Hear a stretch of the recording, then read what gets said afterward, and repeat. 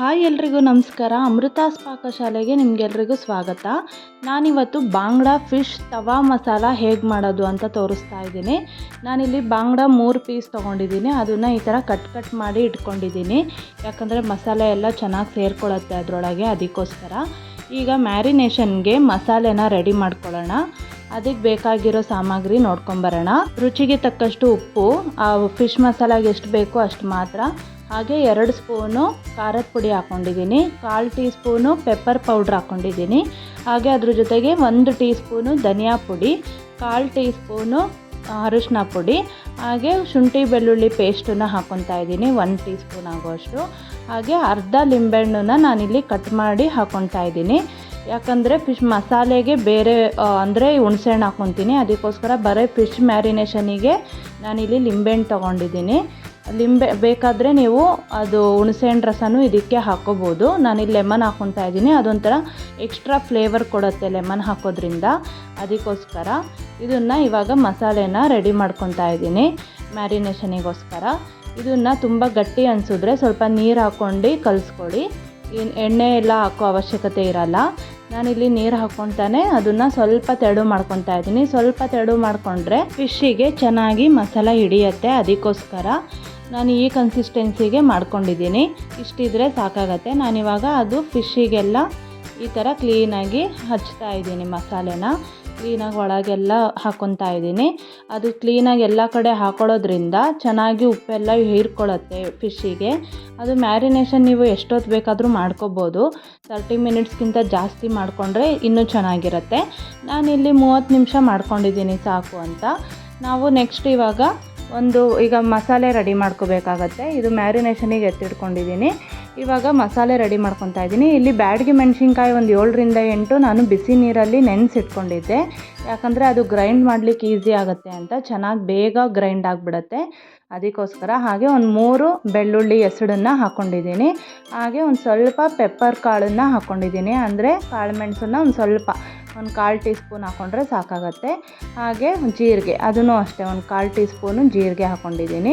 ಅದ್ರ ಜೊತೆಗೆ ಇದು ಧನಿಯಾ ಕಾಳನ್ನು ಹಾಕ್ಕೊತಾ ಇದ್ದೀನಿ. ನಾನಿಲ್ಲಿ ಪೌಡ್ರ್ ಯೂಸ್ ಮಾಡಿಲ್ಲ. ಹಾಗೆ ಅದ್ರ ಜೊತೆಗೆ ಹುಣಸೆಹಣ್ಣು ಒಂದು ಅರ್ಧ ಲಿಂಬೆಹಣ್ಣು ಗಾತ್ರದಷ್ಟು ಹುಣಸೆಹಣ್ಣನ್ನು ಸೇರಿಸ್ಕೊಂಡಿದ್ದೀನಿ. ಹಾಗೆ ಇದ್ರ ಜೊತೆಗೆ ಒಂದು 1/4 ಟೀ ಸ್ಪೂನ್ಗಿಂತನೂ ಕಡಿಮೆ ಆಗೋಷ್ಟು ಇದು ಮೆಂತ್ಯ ಕಾಳನ್ನು ಹಾಕ್ಕೊಂಡಿದ್ದೀನಿ. ಅದು ಒಳ್ಳೆ ಘಮ ಬರುತ್ತೆ, ಅದಕ್ಕೋಸ್ಕರ.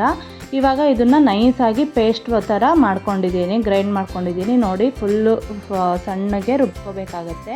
ಈಗ ಒಂದು ತವಾಗೆ ಎಣ್ಣೆ ಹಾಕ್ಬಿಟ್ಟು ನಾವು ಮ್ಯಾರಿನೇಷನ್ ಮಾಡಿ ಇಟ್ಕೊಂಡಿದ್ವಲ್ಲ ಫಿಶ್ಶು, ಅದನ್ನು ಇವಾಗ ಅಂದರೆ ಅದು ತವಾ ಮೇಲೆ ಫ್ರೈ ಮಾಡಬೇಕಾಗತ್ತೆ.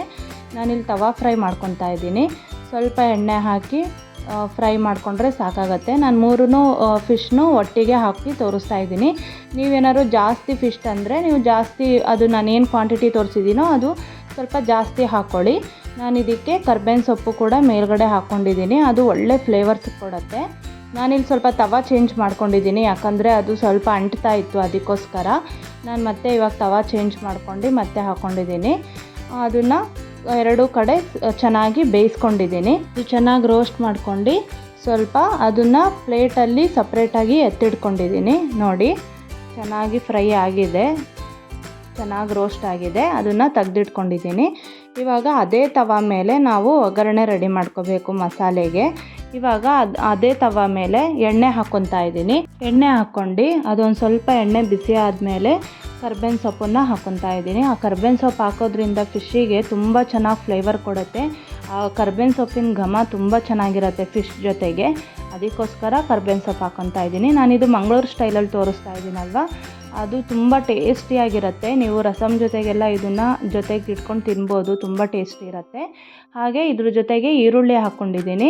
ಸಣ್ಣದಾಗಿ ಕಟ್ ಮಾಡ್ಕೊಳ್ಳಿ. ಸಣ್ಣದಾಗಿ ಕಟ್ ಮಾಡಿರೋ ಈರುಳ್ಳಿ ಹಾಕ್ಕೊಳ್ಳಿ. ಈ ಈರುಳ್ಳಿ ಫುಲ್ಲು ಬೇಯಬೇಕು, ಚೆನ್ನಾಗಿ ಸ್ವಲ್ಪ ಮೆತ್ತಗಾಗೋ ತನಕ ರೋಸ್ಟ್ ಮಾಡ್ಕೋಬೇಕು ಈರುಳ್ಳಿ. ಅದು ರೋಸ್ಟ್ ಆದಮೇಲೆ ನಾವೇನು ಮಸಾಲೆ ರುಬ್ಬಿಟ್ಕೊಂಡಿರ್ತೀವಲ್ವ ಅದನ್ನು ಸೇರಿಸ್ಕೊತಾ ಇದ್ದೀನಿ. ಚೆನ್ನಾಗಿ ಅದು ಈರುಳ್ಳಿ ಫ್ರೈ ಆದಮೇಲೆ ಹಾಕ್ಕೊಳ್ಳಿ. ಆವಾಗ ಅದನ್ನು ಈರುಳ್ಳಿ ಜೊತೆಗೆ ಫ್ರೈ ಮಾಡ್ಕೋಬೇಕಾಗುತ್ತೆ. ಯಾವುದೇ ರೀತಿ ನೀರು ಆ್ಯಡ್ ಮಾಡಬೇಡಿ ಇದಕ್ಕೆ. ಈ ಟೈಮಲ್ಲಿ ಚೆನ್ನಾಗಿ ಅದು ಮಸಾಲೆ, ಯಾಕಂದರೆ ನಾವು ಹಸಿ ಮಸಾಲೆ ಎಲ್ಲ ಹಾಕ್ಕೊಂಡಿದ್ದೀವಲ್ವ, ಜೀರಿಗೆ ಕಾಳುಮೆಣಸು ಎಲ್ಲ, ಅದೆಲ್ಲ ಹಸಿ ವಾಸನೆ ಹೋಗಬೇಕು. ಹೋಗೋವರೆಗೂ ಅದು ಎಣ್ಣೆಯಲ್ಲೇ ಫ್ರೈ ಆಗಬೇಕು. ಅದ್ರ ಜೊತೆಗೆ ಈ ಮಸಾಲೆಗೆ ಎಷ್ಟು ಬೇಕೋ ಅಷ್ಟು ಮಾತ್ರ ಉಪ್ಪು ಹಾಕ್ಕೊಳ್ಳಿ, ಯಾಕಂದರೆ ಫಿಶ್ಶಿಗೂ ಉಪ್ಪು ಹಾಕ್ಕೊಂಡಿರ್ತೀರ. ಖಾರಕ್ಕೆ ಮೆಣಸಿನ್ಕಾಯಿ ಹಾಕ್ಕೊತಾ ಇದ್ದೀನಿ. ನಿಮಗೆ ಖಾರ ಬೇಡ ಮೀಡಿಯಮ್ ಆಗಿರಲಿ ಅಂದರೆ ನೀವು ಇದನ್ನು ಸ್ಕಿಪ್ ಮಾಡ್ಕೋಬೋದು, ಇದು ಮೆಣಸಿನ್ಕಾಯಿನ.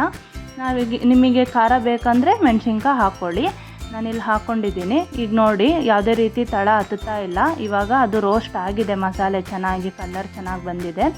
ಈ ಟೈಮಲ್ಲಿ ನಾನು ಅದನ್ನು ನೀರು ಹಾಕ್ಕೊಂಡು ಬೇಯಿಸ್ಕೊತಾ ಇದ್ದೀನಿ.